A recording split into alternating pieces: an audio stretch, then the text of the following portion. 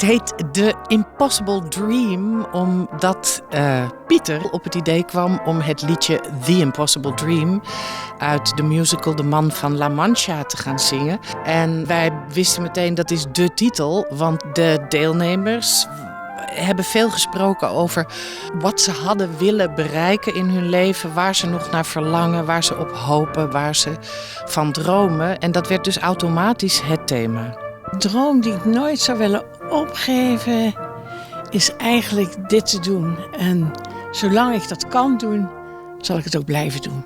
Nou, bij mij gaat het eigenlijk mijn hele leven al om de muziek. Dus dat is iets wat ik tot op het laatste zou willen blijven beleven, muziek. Dus ik word helemaal op mijn wensen bediend hier. Ik kan de persoonlijke anekdotes en verhalen van de mensen zelf alleen maar samenbrengen met de muziek in samenwerking met Jeanette Puilaert en Tim Sabel.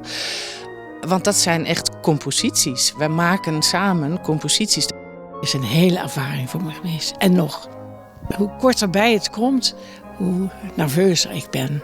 Maar ik weet, als het voorbij is, dan denk ik, oh, wat jammer. Het wordt een feest. Nicht mehr. Vielleicht fällt der Regen doch von unten nach